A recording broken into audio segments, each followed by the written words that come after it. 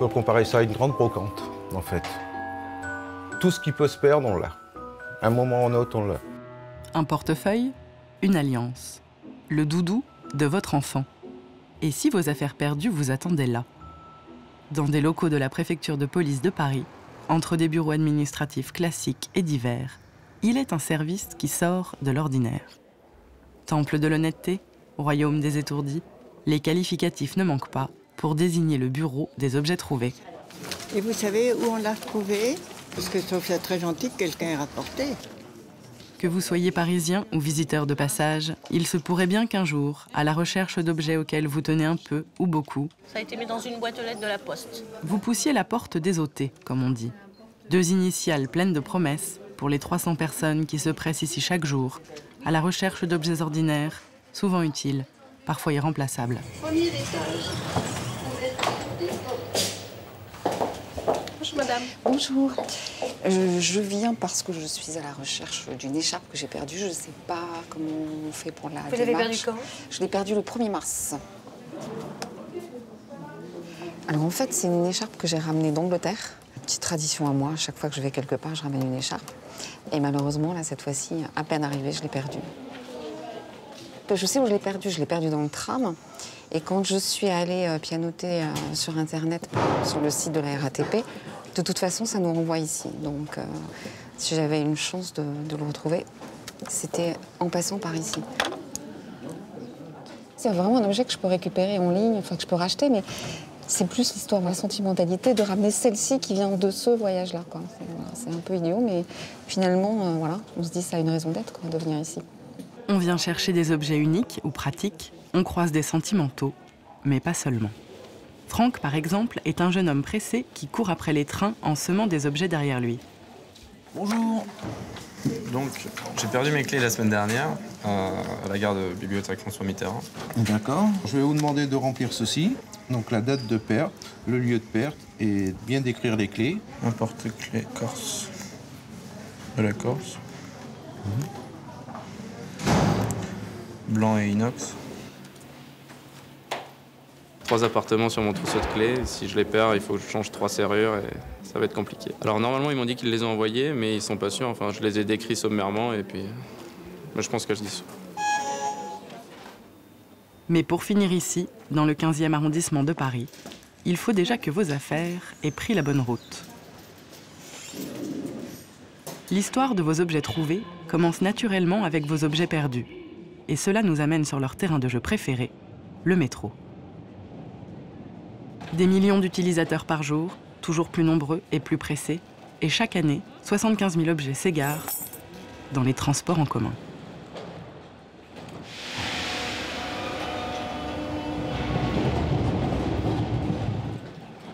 Grâce aux honnêtes gens, car oui, ça existe encore, le destin des objets perdus bascule. Qu'on les dépose au guichet, dans un commissariat, ou qu'on les jette dans une boîte aux lettres de la Poste, ces objets-là vont suivre un chemin unique. Partout dans Paris et sa proche banlieue, ils passent de service en service, tout ça pour finir dans de grands sacs poubelles.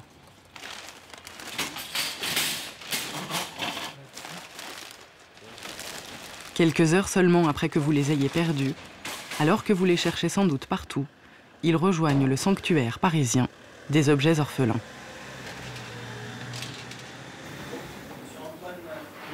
Franck, lui, attend seulement qu'on lui dise si oui ou non ses affaires sont bien là.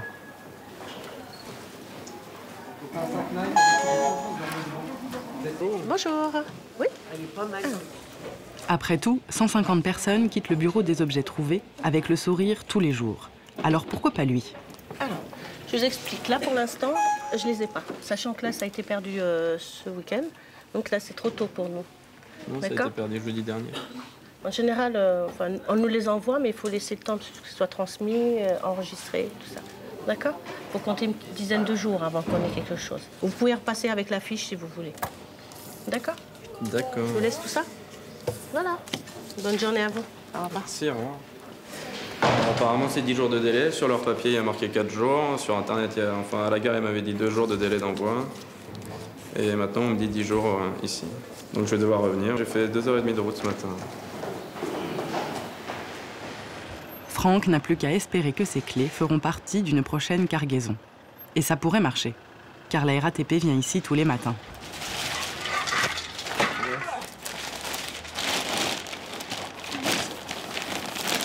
Toujours autant de travail, hein? La RATP a toujours du boulot. Ah oui, je vois ça, les gens perdent autant, hein, toujours. À chaque arrivée, Colette et Franciane, la blonde et la brune, font les comptes. Car ce serait le comble qu'un sac se perde. 69 sacs. Alors que Colette s'en va trier les petits objets, nous restons avec Franciane qui s'attaque à vos valises.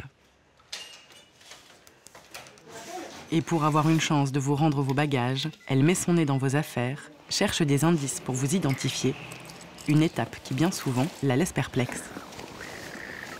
C'est quoi? C'est un drap.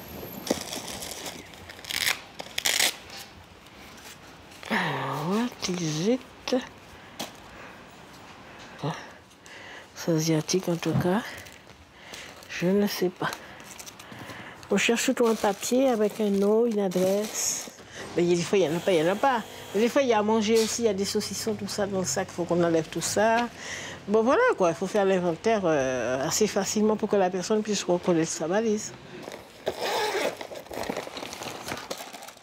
Et à ce moment précis, Franciane ne pense qu'à vous. C'est les affaires de bureau.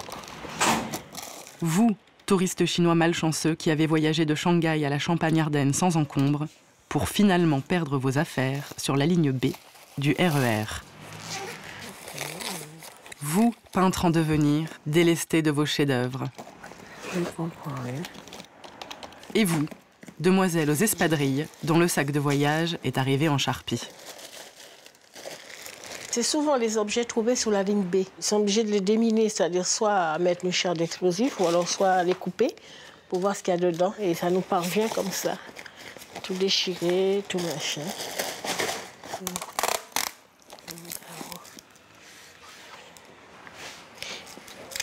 À part que vous chaussez du 40, que vous voyagez avec vos draps et que vous avez un bon coup de crayon, impossible de savoir qui vous êtes. Vous ne viendrez probablement jamais chercher vos valises ici, et pourtant, elles vont vous attendre dans ce qu'on appelle sobrement le magasin. Dans un magasin, il y a des choses qu'on n'a pas achetées encore, mais là, ça appartient, ça c'est à quelqu'un, ça c'est vraiment... C'est ça qui est bien, quoi, quelque part. On se dit que c'est chaque personne différente pour chaque chose. Ce sont des objets personnels quand même. Donc je me mets à la place des gens aussi, je me dis, bon ben j'espère qu'ils viendront chercher, et puis moi ça me fait plaisir. Au premier étage, une artiste est arrivée. Ce que Michel Duval aime par-dessus tout, c'est découvrir de nouveaux talents. Sa dernière chasse au tableau s'est terminée dans la bonne humeur, mais son bonheur n'a pas duré. J'ai laissé dans le métro une chemise avec des gravures que je venais d'acheter l'après-midi. Je me suis dit, bon, tant pis, si ça fait plaisir à quelqu'un, mais bon, comme je venais les acheter, je me suis dit, je vais quand même venir parce que, bon, on sait jamais, quoi. Bonjour. Bonjour madame. S'il vous plaît. Merci. Oui. Ça ne coûte rien d'essayer, enfin, presque. Alors écoutez, moi j'ai quelque chose. Oui. Je vais vous les montrer. Oui. Et vous allez me dire si c'est bien ça. D'accord? Oui. Je les fais à monter. On va regarder ensemble si c'est ça. À ce moment-là, par contre, si c'est l'objet en question, il faudra une pièce d'identité et 11 €. D'accord. D'accord? C'est payant. Et si je le retrouve, Oui. ça vaut le coup, hein. J'avais un ami qui m'avait dit, bah, si tu vas rue des Morillons, il faut que tu donnes le plus de détails possible. Il avait perdu un parapluie. Alors des parapluies, je suppose qu'il y en a des tonnes. Et il m'a dit, j'ai décrit mon parapluie. 5 minutes après, mon parapluie est arrivé. Donc voilà, c'est pour ça que ça m'a encouragé à venir. Des parapluies. Il y en a 7000 très exactement. Et si vous pouvez retrouver le vôtre au milieu des autres, c'est grâce aux 40 petites mains qui font fi des superstitions, décortiquent et enregistrent ce que vous égarez dans les transports, les musées ou les aéroports. Là, on va l'enregistrer. Vous avez des enfants qui y tiennent. Absolument. Ils n'en veulent pas d'autres. C'est celui-là. Donc alors, pour les enfants, on les enregistre. Et cette feuille, on accroche au doudou, en espérant que le petit enfant va venir le chercher.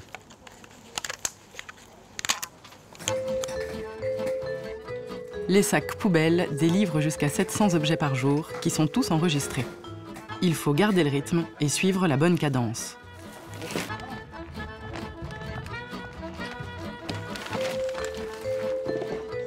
Ce sont des papiers étrangers.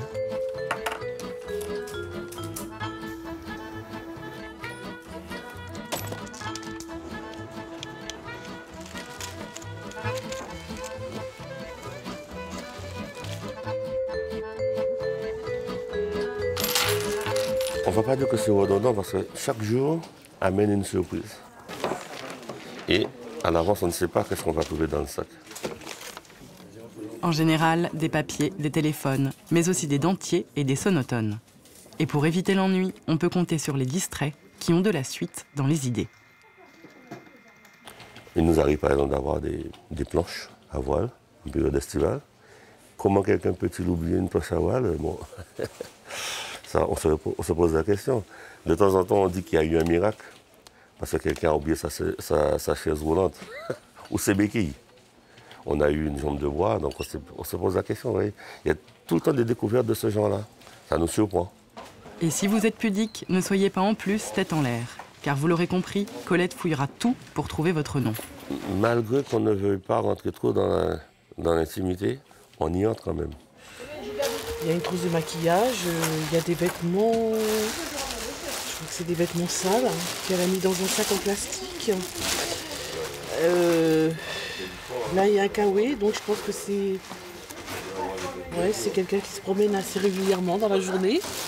Forcément, on peut lire, on peut voir des choses que la personne elle-même n'aurait pas souhaité nous montrer. Là, il y a une petite culotte pour ranger là. Oh, pardon. Des choses comme ça. Souvent. Des fois, c'est pas très agréable, mais bon. Normalement, on est censé mettre des gants, mais j'aime pas trop travailler avec les gants, donc on se lave les mains régulièrement. Elles sont prêtes. Vos petites affaires, qui n'ont plus de secret pour personne, font à présent partie de la grande famille des objets trouvés. Elles vont vous attendre dans l'antre des Morillons.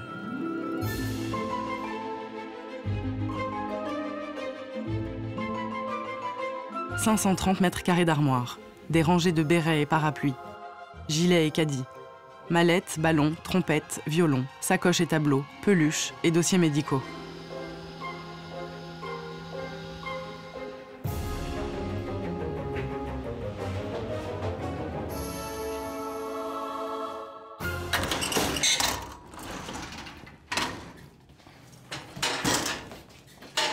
Un inventaire à la Prévert, au milieu duquel on trouve Jean-Luc.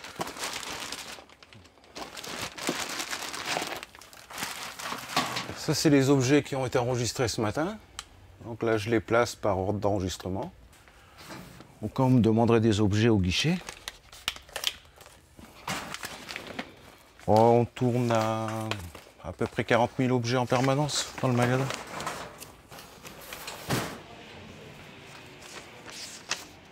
Des milliers de nouveaux arrivants à classer toutes les semaines et seulement quelques centaines qui repartent.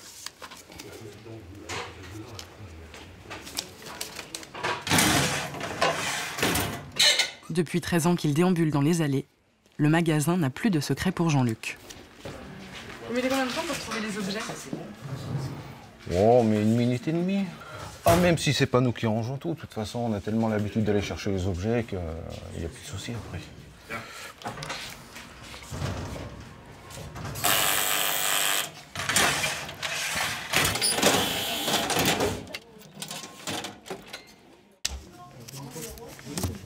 Voilà, monsieur. Merci beaucoup. Avec plaisir, au revoir, monsieur.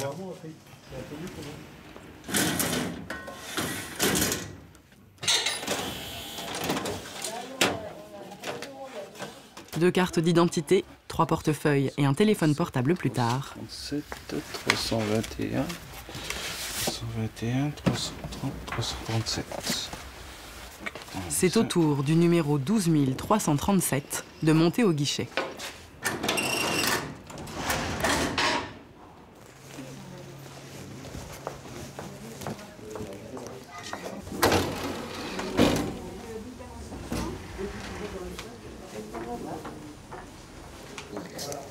Madame Duval? Oui. C'est ça? Ah bah oui, génial. Voilà. Ouais. Voilà. Ok. Et alors, dans ce cas-là, on peut je vais faire vous un petit prendre mot une pièce d'identité, bien sûr. On peut faire un petit mot à la personne qui... Bah, je vais regarder si j'ai un nom. Enfin, j'aurais trouvé quelque chose, j'aurais fait pareil, mais bon, voilà, je trouve ça formidable que les gens le fassent, quoi. Voilà. Ouais. Faites attention et qu'ils ramènent surtout. Ah oui. Voilà. Ah, c'est génial. Je suis super contente, là.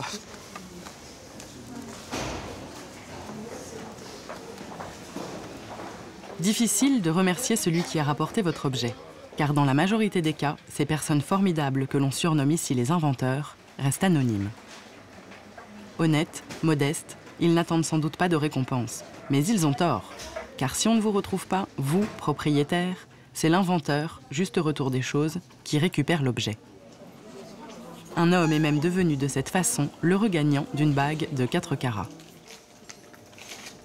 Après tout, sans honnêtes gens, pas d'objet trouvé. Mais n'oublions pas l'autre spécimen qui fait les beaux jours du service. Non, il n'y a absolument rien pour vous, madame. Désolée. Le distrait, qui vient avec une liste complète d'objets égarés, un peu comme s'il faisait son marché. Alors, pour le premier téléphone, j'ai pas. Donc là, j'attends déjà juste l'histoire des clés. Pour la clé, il va vous montrer la clé, mon responsable. Et puis, si c'est les bonnes, c'est tant mieux. Si c'est pas celle-là, faites la même chose que pour le téléphone. Okay. Faites une demande, parce que comme c'est récent, ça date que fin mars, hein, et les services, il faut minimum une dizaine de jours avant qu'on les ait. Ok, bon, mais très bien. Voilà. Merci beaucoup. Je vous en prie. Au revoir. Oui, le courrier, il est où? Parce que maintenant, ils me disent qu'ils ont rien ici. C'est une BM et vous savez, c'est les clés qui rentrent direct dedans. C'est un bloc. Il n'y a plus de clés comme ça. C'est 2008, c'est un modèle récent. Donc tu mets direct la clé, il y a l'insigne BM. Ça fait une clé comme ça, là, avec l'insigne BMW. C'est la seule référence qui correspondait. Ah bon? Et je peux pas jeter un coup d'œil, je peux pas regarder, on sait jamais. On a regardé, elles sont toutes enregistrées, on n'a pas... Vous pouvez regarder, évidemment. Ça vous dérange pas? Si je peux regarder, je vais les voir tout de suite, je vais tout de suite savoir si oui ou non je les ai. Faveur accordée. Je vous laisse regarder. C'est bien connu, on n'est jamais mieux servi que par soi-même. Regardez, ça, ici, non, boum. Non plus. L'habitué des lieux n'hésite donc pas à se plonger dans le placard aux 1001 trousseaux. Non, non plus, monsieur. Ça, il reste quoi? 2 panneaux? Ouais. Bon. Il y avait un trousseau qui ressemblait? Non, aucune. Non, aucune. Je suis marron. Ok, désolé. Allez, 300 balles, c'est joli coup. Je travaille beaucoup de choses à faire, beaucoup de choses en tête, donc à la fin, je prends pas le temps de bien faire les choses. Donc ça fait 1 ou 2 fois que je suis venu, mais souvent j'essaye d'éviter, quoi. Et puis après, je suis plutôt du style, voilà, je perds, je rachète. Donc en plus, je suis pas très économe, vous voyez, j'ai toutes les qualités du monde, hein. Voilà. La galerie de personnages qui défilent au Morillon ne serait pas complète si l'on ne vous parlait pas des privilégiés. J'ai un ticket. Vous asseyez sur les bancs, vous patientez. Madame, vous aviez votre ticket? Votre mari. Tu peux m'attendre? Non, bah allez-y. Robert et Fanny font partie des chanceux qui ont reçu un courrier les informant que le portefeuille de madame a été retrouvé. Ils attendront, comme tout le monde, mais au moins ils sont sûrs de ne pas s'être déplacés pour rien. Vous avez tout perdu, vous allez vite, parce qu'on est déjà... On a déjà commencé à faire les papiers. On est allé 2 fois à la préfecture de police, à la porte de Clignancourt. On s'est tapé la traversée de Paris 2 fois, bon, parce qu'il manquait un papier. Bon. Après de passer... parce que ça s'est arrivé jeudi dernier. Vendredi, on s'en est rendu compte. Samedi, on est allé au commissariat de police, on a commencé le parcours du combattant. Et aujourd'hui, miracle, ma femme m'avait dit... Peut-être qu'on l'a perdu, on va le retrouver aux objets trouvés. Moi, je lui ai dit, écoute, ça a 2 siècles, ça ne doit plus marcher, les objets trouvés. Ah. Incroyable, hein? C'est vrai qu'on le voit souvent comme une institution vieillotte. Et pourtant, le Bureau des objets trouvés ne cesse de prouver son utilité. De 10 000 objets déposés en 1850, on est passé à 180 000 en 2013. Fini les redingotes, montres à gousset et chapeaux haute forme. Place à la modernité et à la technologie. Bien souvent, les sacs à dos, valises, il y a toujours au moins un ordinateur. Et pour localiser les propriétaires de ces objets coûteux au contenu inestimable, on peut compter sur le service d'Annie. On nous appelle les drôles de dames, sauf qu'on n'est pas trois.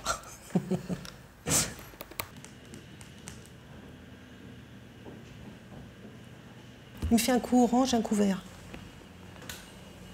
Bah, du coup, celui-là, il va plus se rallumer.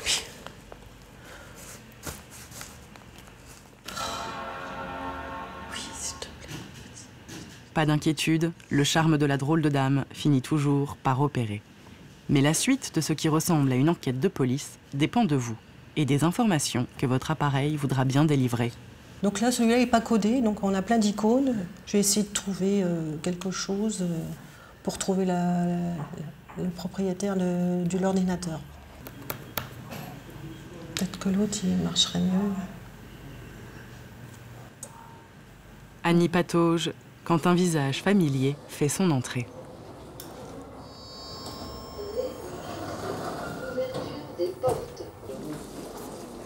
Franck retrouve sa place. Toujours en quête de ses clés qui doivent être importantes. En fait, c'est les clés de chez moi, les clés de chez ma copine et les clés de chez la sœur de ma copine. Du coup, ça fait beaucoup de clés, beaucoup de serrures à changer. C'est vraiment énervant, quoi. Puis surtout fatigué, quoi. C'est compliqué. Bonjour madame. Bonjour monsieur. Donc j'ai perdu mes clés. J'avais rempli ce bon il y a 2 semaines, ou une semaine. Ok. Pour savoir si elles sont là. Alors, on va chercher. À nouveau le moment tant redouté et l'impuissance face à une base de données aux entrées multiples à laquelle nous n'aurons jamais accès. Le porte-clés corse va-t-il finalement montrer le bout de son nez? Alors, j'ai une bonne nouvelle à vous apprendre. Ça va? Ouais. Je pense que j'ai trouvé votre trousseau. Ça serait génial.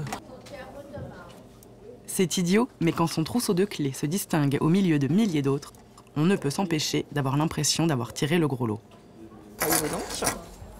Merci beaucoup. Au revoir. Au revoir. La persévérance de Franck a payé. Mais pourra-t-on en dire autant de l'acharnement d'Annie? Pour l'instant, je vois rien, mais ça peut prendre du temps. Quand il faut regarder tout, je regarde tous les icônes. Par exemple, boulot, ça peut donner des idées. Il y a facturation, ça peut donner les coordonnées aussi. Donc je vais peut-être essayer un de ceux-là. Ça serait peut-être, s'il veut bien. Mais alors, est-ce qu'il va s'ouvrir? C'est autre chose. Alors, qu'est-ce qu'il m'a fait là? On va ouvrir quelque chose ou pas? Ah! Ça y est, je l'ai. Je note tout de suite parce qu'on ne sait jamais si l'ordinateur s'éteint, je perds tout d'un seul coup et ça serait dommage. 45 minutes, c'est le temps qu'il aura fallu pour qu'Annie vous identifie. Donc j'ai 2 factures, la fermeture de la session qui est au prénom de la personne et là j'ai un CV où il marque son nom et son prénom. Donc pour moi, c'est bon. Je ne vais pas aller plus loin. J'aime bien quand je trouve quelqu'un, ça me fait plaisir. J'ai qu'une hâte, c'est d'essayer de le contacter. Et le petit plaisir d'Annie tient juste là, dans le fait de vous informer en personne que votre objet n'est ni perdu, ni volé. À l'autre bout de la France, Baptiste B vient d'apprendre que ses ordinateurs, oubliés lors d'un passage dans la capitale, vont l'attendre bien sagement sur une étagère. Mais pas n'importe laquelle. Trop précieux pour être mêlé aux autres, le sac rouge permet de découvrir une nouvelle salle. Sa particularité, ne sont rangés ici que des objets qui valent plus de 100 €. Preuve que ceux-là aussi sont rapportés. On y trouve des sacs de luxe et des vêtements de créateurs, des boutons de manchette, des montres pour qui le temps ne s'est pas arrêté, des diamants et des bijoux de famille. Et ce n'est pas tout, car aux objets trouvés, l'or ne côtoie pas les guenilles. Alors, dans les coffres-forts, nous y mettons les bijoux encore plus précieux, qui ont une très grosse valeur, et nous y mettons l'argent qui nous arrive comme ça, sans être dans les portefeuilles, comme ça, parce que ça nous arrive. Nous avons des sommes d'argent qui nous arrivent comme ça. Et si le perdant ne le récupère pas, on lui refait un deuxième courrier pour lui dire que l'objet est à sa disposition. Maintenant, lui, il vient ou il ne vient pas, hein, c'est son libre choix. Sachez tout de même que vos diamants ne sont pas éternels. Propriétaires et inventeurs ont 1 an pour récupérer les objets de valeur. Passé ce délai, ils sont vendus aux enchères. Les autres objets du magasin, eux aussi, quittent les lieux, mais beaucoup plus tôt. Ils sont restés 4 mois et passé le délai de garde, après on est chargé de tout sortir pour en mettre d'autres. Chaque année, Jean-Luc doit se débarrasser de plus de 130 000 objets. Pour la 2e et dernière fois, vos sacs sont ouverts et fouillés. Un ménage qui ne se fait pas dans l'indifférence totale. C'est pas anonyme, quoi. Quand on regarde les photos, on voit que c'est pas comme des vêtements ou... Là, c'est vraiment une part de vie, quoi, qu'on va détruire. Donc on imagine les gens qui ont perdu ça, c'est vrai que ça fait un peu mal au cœur, quoi. Mais bon, on n'a pas le choix. Vos souvenirs de famille sont jetés, tout comme vos mots d'amour. Faire de la place pour les nouveaux arrivants, voilà le mot d'ordre. Et à chaque objet, sa propre fin. Tous les mois, 7000 papiers d'identité sont broyés, des milliers de trousseaux de clés fondus, vos portefeuilles vidés et 4000 € en moyenne partent dans les caisses de l'État. Quant à vos chaussures, sacs à dos, paires de lunettes et autres objets pratiques, ils chercheront de nouveaux propriétaires sur l'un des nombreux stands des puces de Montreuil. L'histoire de vos objets perdus pourrait s'arrêter là, mais c'était sans compter sur le secret des Morillons. Dans un recoin du magasin, une collection d'objets qui ont échappé à la destruction, à la restitution, au don et à la vente. Un chapeau de Catherinette, qui est magnifique au demeurant. Bon, c'est au fur et à mesure, nous avons tout un tas d'objets qui arrivent. Alors, c'est un coin d'objets insolites, bon, soit par leur forme, soit par leur histoire. Nous avons des objets qu'on ne restituera jamais, tels que cette arme de poing. Ça a été trouvé dans un sac et a été ramené par la RATP. Dans cet endroit, nous avons par exemple une urne funéraire. Cette urne funéraire est pleine. Elle a été trouvée près du Père Lachaise et nous a été ramenée. Nous en avons eu plusieurs et on a pu en restituer déjà 2 ou 3. Nous avons une robe de mariée qui a une histoire. Elle a été trouvée dans un taxi et d'après les dires du chauffeur de taxi, ce seraient les époux ou futurs époux qui se seraient incendiés à l'intérieur. Ils auraient payé la course, ils sont partis et depuis nous avons la robe de mariée.